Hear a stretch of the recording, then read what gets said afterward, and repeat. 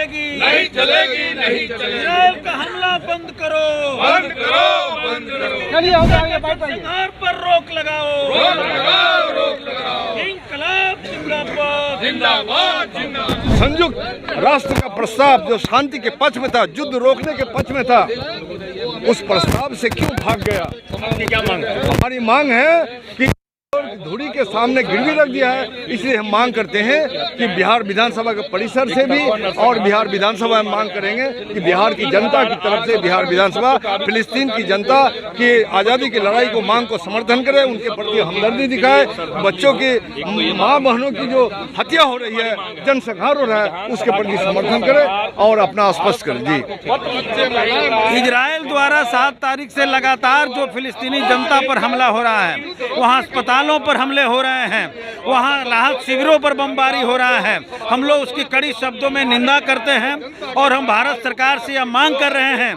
कि नरेंद्र मोदी सरकार इसकी निंदा करते हुए तत्काल फिलिस्तीनी जनता के जनसंहार पर रोक लगावे, गाजा पट्टी से जो है इजरायली सैनिकों को बाहर करे, अमेरिका जो संरक्षण दे रहा है इस पर रोक लगाई जाए।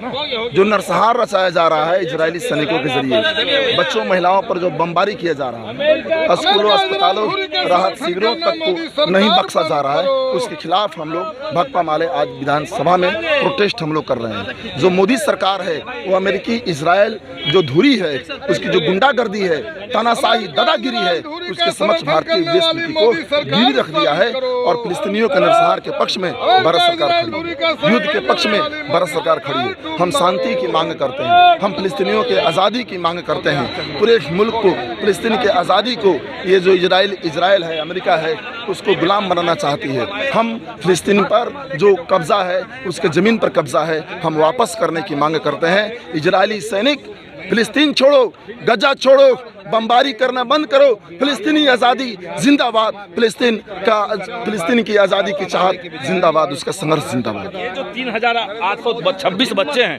इन्होंने क्या किया था? इनकी क्या गलती थी उसमें बताइए? इन्होंने तो कोई गलती नहीं की थी। लेकिन देखिए, दुनिया के जितने सारे देश हैं जहां लोकतंत्र की हत्या देश के अंदर हो रही है, वो सब नेतन्याहू के पक्ष में खड़े हो गए।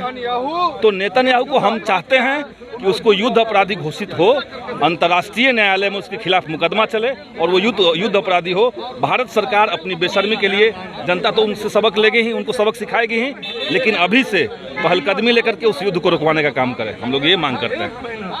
अरे भाई, हम तो शोक प्रकट करने ही की तो बात कर रहे थे, हम तो शोक प्रकट करने की बात कर रहे थे। मणिपुर के बेकुसर जनता के कत्ल हुआ, बच्चे मारे गए, नौजवान मारे गए, लड़कियां मारी गई, फिलिस्तीन के अंदर कत्ल हो रहे, बच्चे मारे जाए, बुजुर्ग मारे जाए, महिलाएं मारी जा रही हैं, उनके प्रति हम शोक व्यक्त ही तो करना चाहते थे, कोई दूसरा बात हम कह नहीं रहे थे। लेकिन हमास के समर्थन में जिस तरीके से बिल्कुल हमास के समर्थन की बात हम नहीं कर रहे। फिलिस्तीन अवाम के साथ भारत खड़ा था और खड़ा रहेगा। क्या आप अपनी माता पिता बनने का इंतजार कर रहे हैं? ओएसएस फर्टिलिटी ने लगभग 90,000 जोड़ों के जीवन में खुशियां भर दी हैं। आज ही 8929755101 पर कॉल करें। ओएसएस फर्टिलिटी के कम लागत वाले IVF उपचार की सहायता से अपना सपना पूरा करें और सभी को खुशखबरी दें। पैनोरमा ग्रुप, जो सोचता है वो करता है।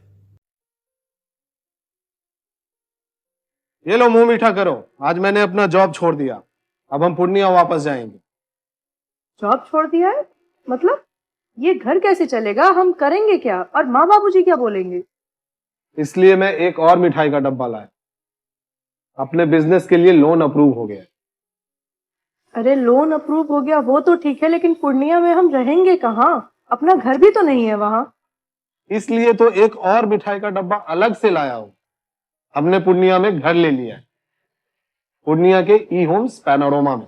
पूर्णिया में पैनोरमा ग्रुप लेकर आए हैं ई होम्स पैनोरमा।